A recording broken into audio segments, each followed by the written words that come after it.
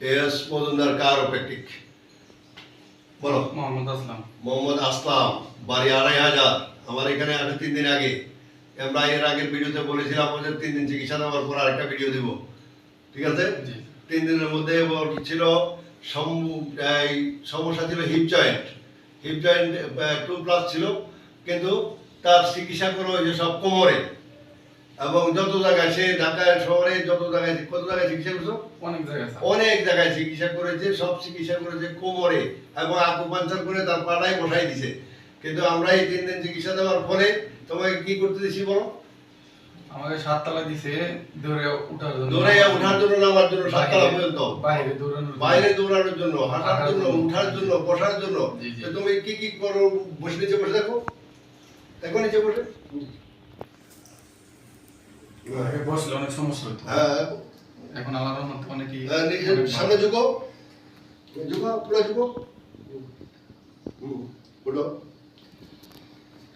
সব সময় মনে রাখতে হবে যে কোমর ব্যথা বললেই মনে করতে হবে না যে এটা কোমরে ডিস্ক প্রলাপস হয়ে গেছে, ডিস্ক স্লিপ হয়ে গেছে, ডিস্ক সরে গেছে।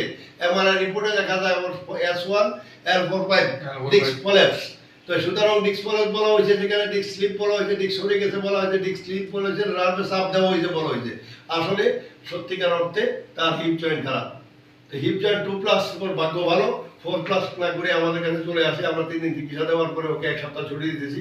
বলছি আমরা তুমি সারাক্ষণ দৌড়াবা, সারাক্ষণ হাঁটবা, বিদেশে যে কাজগুলো করতে পারো করো, সেগুলো প্র্যাকটিস করার জন্য, তাই না? তো এখন তোমার কাছে কিরকম লাগে? এখন আমার কাছে আল্লাহর রহমতে আগের চাইতে অনেক বেটার মনে করি। কত পার্সেন্ট বেটার? 80% ইনশাআল্লাহ 80% বেটার। কোমরে যে সমস্যাটা ছিল, ব্যথাটা ছিল, এটার জন্য তো প্রায় 7-8 জায়গাতে আমি দৌড়াদৌড়ি করছি, কোনো হান্তে আমি এর কোনো রেজাল্ট পাইনি, ব্যথা কমে না। তো এখানে আসার পর প্রথম দিন ট্রিটমেন্ট করার পরে আল্লাহর রহমতে আমার ব্যথা 90% ইনশাআল্লাহ চলে গেছে। কোমরের ব্যথাটা মানে হাঁটুতে একটু সমস্যা হয়েছে, আকুপাঞ্চারের কারণে হাঁটুতে সমস্যা হয়েছে, এটা ট্রিটমেন্ট চলতেছে। এটা আল্লাহর রহমতে এখন প্রায় 80% ইনশাআল্লাহ 80%-এর মতো এসে গেছে। তো সুতরাং ওরা বিদেশে থাকাকালীন সময় যদি ওদের অনেক কাজ করতে হয়, রোড নিতে হয়, 8-10 ঘন্টা কাজ করতে হয়, 12 ঘন্টা কাজ করতে হয়, সে যদি এখানে সেটা প্রশিক্ষণ না নেয়, নিজে যদি বাসায় যদি প্র্যাকটিস না করে, তাহলে বাইরে দিয়ে সে কাজ করতে পারবে না, আবার তাকে রিটার্ন আসতে হবে।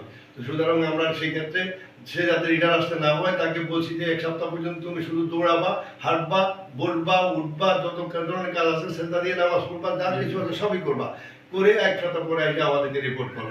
1 সপ্তাহের মধ্যে, এই 3 দিনের মধ্যে আমরা তাকে হাঁটতে দিয়েছি, প্রচুর হাঁটতে দিয়েছি। সে আগে কয় মিনিট, 10-12 মিনিট হাঁটলে আমার 10-12 মিনিট হাঁটলেই তার পা বসে যেত, পা জনগণ মনে হইতো পায়ে আর শক্তি নেই। কিন্তু এখন সে আধা ঘন্টা 1 ঘন্টা 20 মিনিট পর্যন্ত হাঁটে। 1 ঘন্টার মতন প্রায় 1 ঘন্টা 10 মিনিট পর্যন্ত আমি 1 ঘন্টা 10 মিনিট পর্যন্ত হেঁটে আসছে, তার পা এখন আর দুর্বল হয় না। তো সুতরাং আপনারা বুঝতে হবে যে রোগীরা এই 10 মিনিট হাঁটার পরে ধরুন পা ভেঙে আসতেছে, পা চলতেছে না, পা আগাইতেছে না, তাদের ক্ষেত্রে আমরা ধরে নেই তার হিপ জয়েন্ট খারাপ এবং হিপ জয়েন্ট 2+ বা 3+ হয়ে গেছে বা 1+ হয়ে গেছে। এই অবস্থায় রোগীরা আমাদের কাছে আসলে আমরা খুব ভালো চিকিৎসা দিতে পারি, ভালো, তাড়াতাড়ি, অনেক দ্রুত, তাই না?